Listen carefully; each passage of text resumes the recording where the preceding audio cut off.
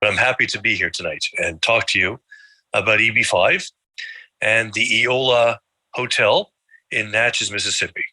So first of all, I'm Robert Lubin. I've been an attorney since 1982, a long time, and I've been doing EB5 since the 1990s. And I've been working with Mr. Raymond Koo for around 25 years now. And we've had a very good cooperation over the years and have had many successful immigration cases in the hundreds in various categories, including the EB5. As people know, the EB5 category is very popular because it provides a way for people to get a green card, but not be forced to work anywhere, not be forced to live anywhere. In other words, it gives a lot of freedom and enables a family to immigrate. It enables the principal applicant with his or her spouse, and of course the children who are under 21 when they start the case. So many families will use this to move to the US or be able to educate their children in the US, and especially educate their children in the US without having to pay for private schools. In other words, they would be able to come to the US and join public schools. And of course, there's a big savings as well as easier to get into the school than if they were a foreign student. So EB5 has been around since the early 1990s. It was very, very popular from around 2007 to about 2018. It got a little quieter the last 5 years. And in fact, there was a pause in the program for over a year, but that pause ended this past summer, and the EB5 program is now alive and well with new rules, but still the program. So what are some of the new rules? Well, first of all, when the old program would allow an investment of $500,000 in a target employment area or a rural area, now it's an $800,000 investment. Second, rural areas remain the same. In other words, they have to be in a city of less than 20,000 people, and also in a county, which is a jurisdiction, which is not in a major metropolitan area. What that means is it's not near a big city. So it has to be more in a rural area where the government wants to encourage investment. So what are the advantages of a rural area? Well, first of all, the applicant would only have to invest $800,000, not $1,050,000. So the amount to be invested is $250,000 less than if the person was investing in a non-rural or non-TEA area. Second of all, and this is very important, there is something new called a set-aside for rural areas.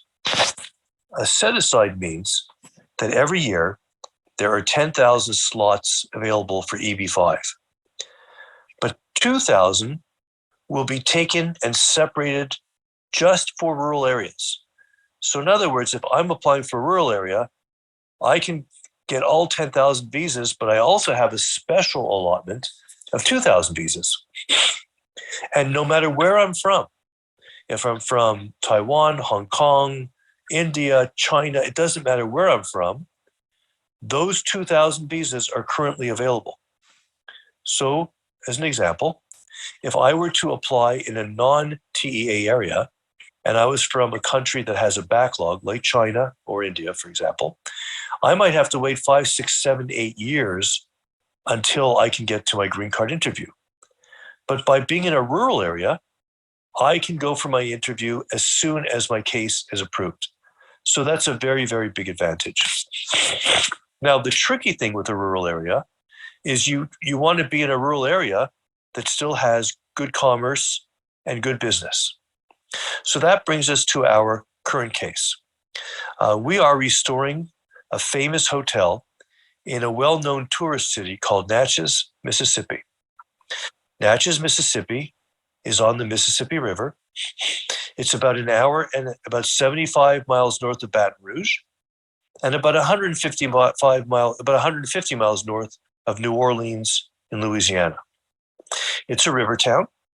Our company actually has done a big project in this city. It was a casino project that was very popular and successful.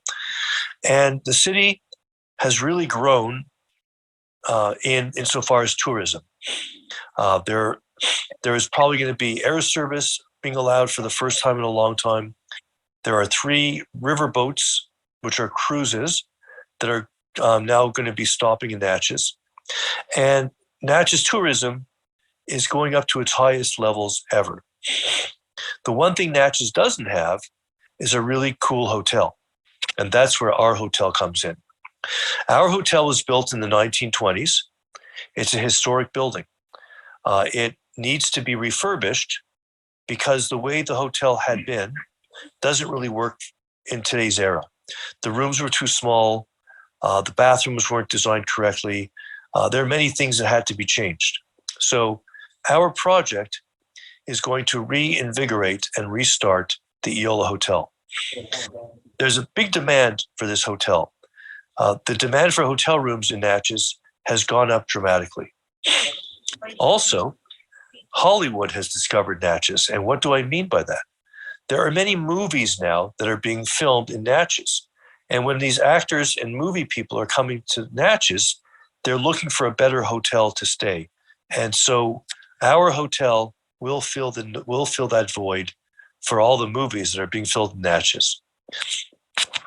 The mayor of Natchez is very excited for our project. And I'm not sure if you've already seen the welcome video from the mayor.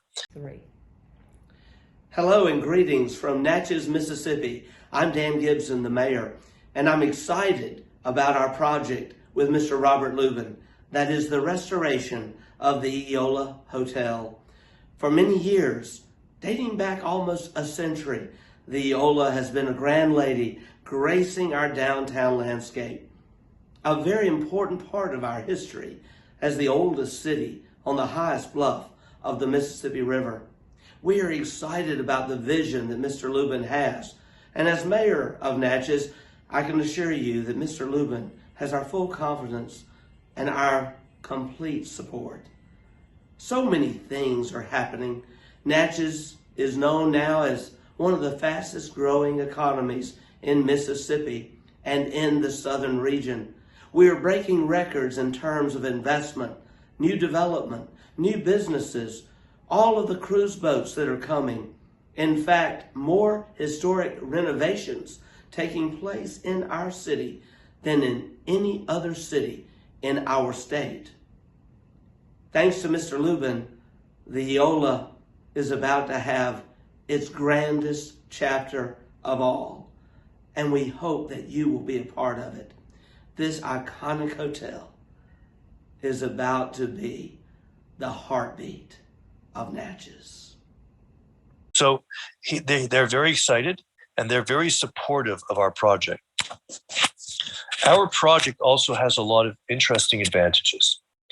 Because our hotel is a historic hotel, 45% of the construction cost will be reimbursed to us in the form of tax credits. Tax credits are essentially cash. We can use this money to build the hotel. We also have 3 banks that are very interested in partnering up with us. And the city is giving us a tax, it's called TIF, a tax. So the TIF is also like money in our hand. So basically, our need for EB5 capital is very limited, which makes this a better project because the less EB5 capital needed, the easier it is to do the project. We are already progressing with the project and are already moving down the road. But of course, having EB5 capital means that we would borrow less, and the cost of capital is significantly less and makes the project even more accessible and would even be more successful. Another interesting thing about this project is that the goal of this project is to return all of the EB5 money within 90 days of applying for removal of condition. So, as some people may or may not know, the EB5 green card has two parts to it. The first part is to apply for I-526, which is the name of the form. And by that, the applicant would apply for their green card. When they get approved and get the green card issued, the green card will have a valid date for 2 years. Then, 90 days before the 2 years are over, the person would apply for something called removal of conditional status. And what this does is the government basically wants to see that the person left their money in the project, that the project created the jobs, and now the person can go ahead and get unconditional green card and can also take their money back. This project, of course, requires an $800,000 investment, but also requires that there are 10 jobs created per person. We are only seeking 9 investors. We only really need 2, preferably 3, but 9 investors would make the project even better. So that means we need 90 more jobs, but this project will have over 350 jobs between the construction and the actual hotel operations. So this project has significantly more job creation than is needed. So unlike some projects where it's kind of close for how many jobs are created, in this project, it's not close at all. The number of jobs created by construction and then the operation will take care of everybody who's investing. In fact, just the construction alone will take care of the job creation. The operation, of course, will add even more and give the buffer.